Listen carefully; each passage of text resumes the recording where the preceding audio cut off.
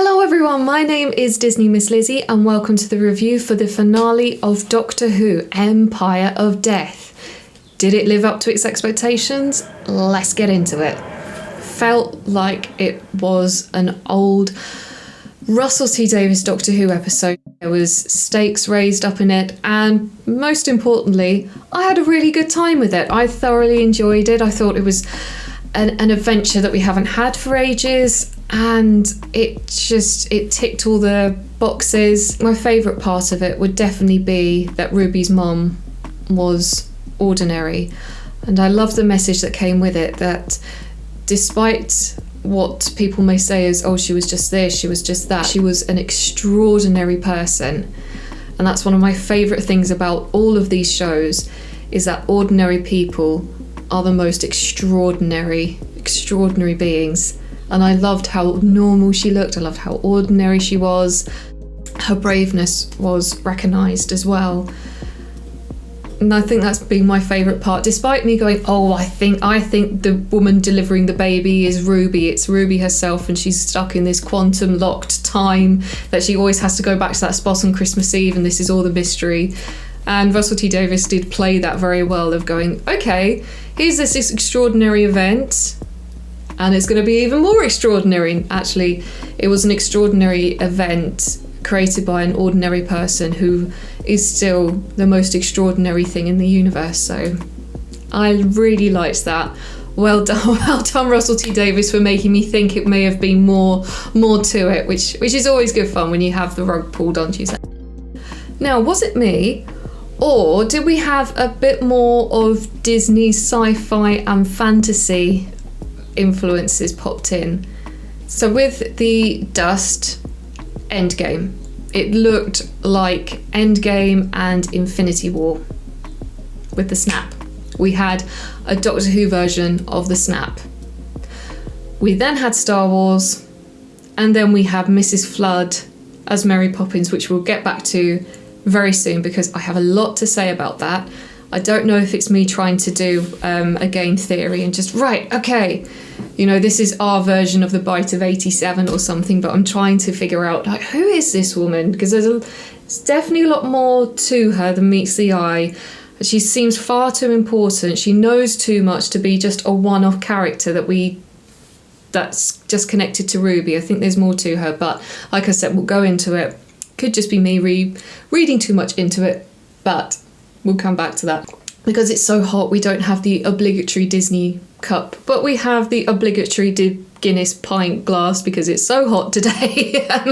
Just there we go, it's too hot for a hot drink. The snap, the dust, I did enjoy that, and I should have thought ahead of it, because I thought, okay, Kate's gone, fair enough.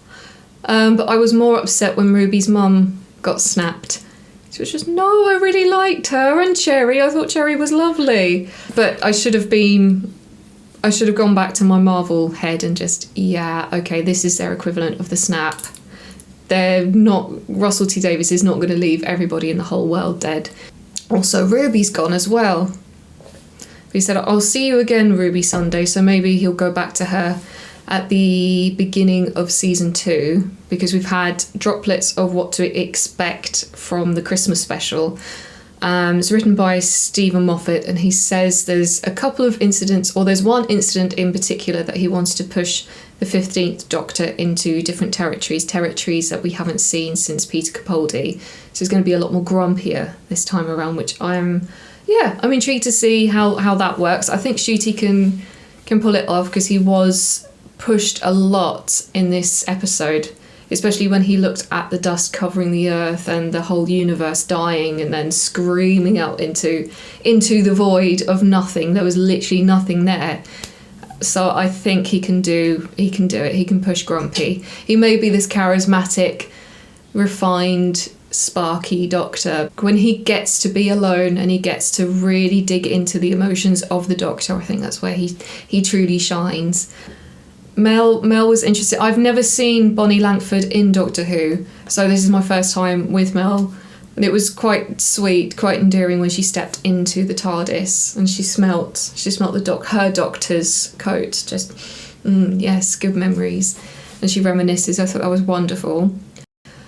One of the best bits, I don't know whether to say it's the best bit, but one of the more moving moments was when the doctor spoke to the kind woman, and she looks at her child, at her little girl's bassinet. It's just, I think my daughter's died, but I can't remember. Have we found Ruby's mother? Is she going to be Darth Vader? Which is essentially similar to Lister from Red Dwarf, where he is his own, or there was no conception. She just appeared. So my mind did wander. It's like, oh, Ruby didn't have any parents. She's just arrived. Oh my goodness. Which will then also lead into the God theory, or the religious themes that seem to be coming up, which I can't hold on to this for any more. I want to talk about Mrs. Flood. And then I'll probably go back to doing more on the whole episode itself. But Mrs. Flood, so at the end of it, she's dressed as Mary Poppins. She has the umbrella, she has the suitcase. So you're expecting this, oh, Mary Poppins. But the colours, when you think of white, what do you usually think of? You think of something that's innocent. You can also think of as something as holy, as something angelic. Could Mrs. Flood be the equivalent or representation of the Archangel Gabriel? I could just be completely reading far too much into the religious aspect of Doctor Who, and just reading far too much into it, where really she is just a one-off character.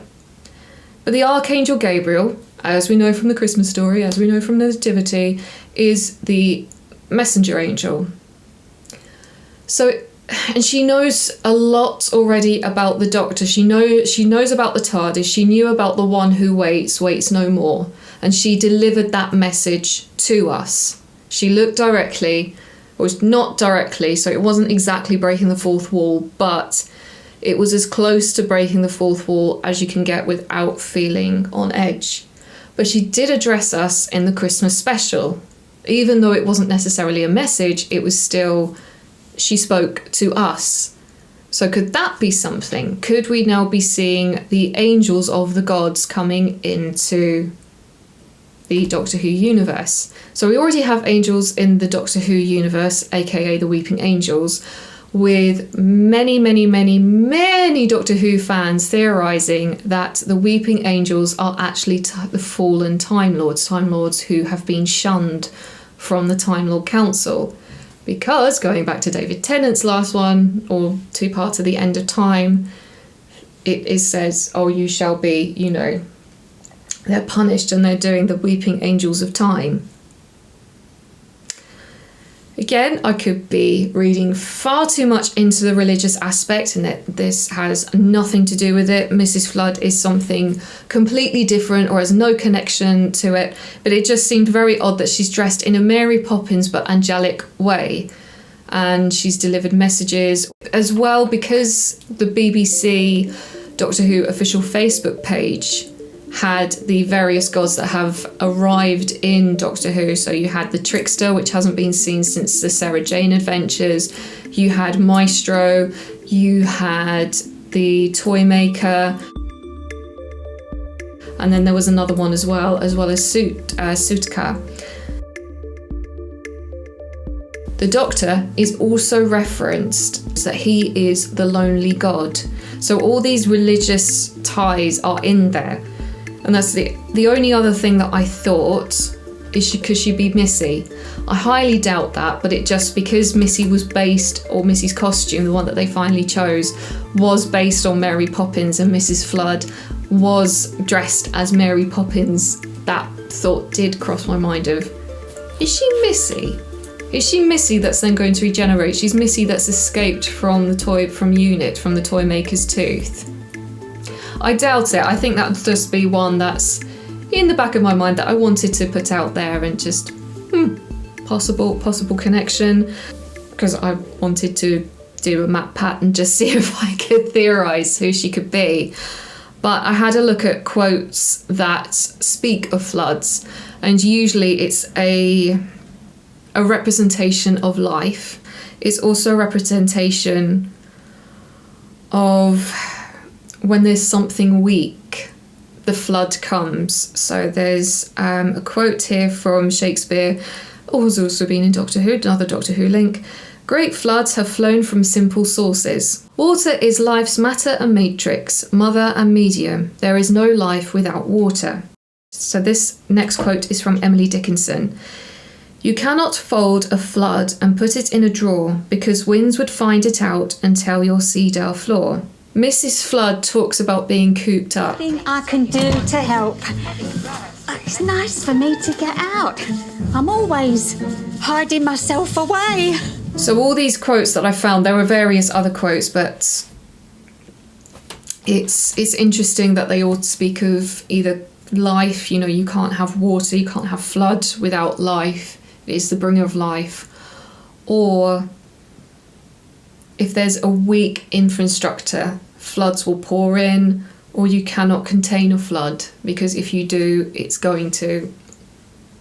So maybe that's Mrs. Flood's role in the future of Doctor Who, is that she will bring something, she's bringing something. That's my spin on it. Maybe Mrs. Flood is just going to be another Susan and there's nothing really there to it. She's just a creation of the universe. Yeah. I was desperately trying to carry on with the reviews. I won't mention Mrs. Flood because it's going to take a while to explain my theories, but I've really got to mention it. And it's not the actual review of the episode, it's just reviewing and theorising this character. So other than Mrs. Flood, let's talk about the ending with the Doctor and Ruby saying bye-bye. Feels like that theme of family that the Doctor can never truly join in might be wearing a little bit thin, only because we've had that question crop up a few times now when the Doctor has given in, and he's had Christmas dinner with Rose, and he's also had Christmas dinner with Jackson Lake from the next Doctor.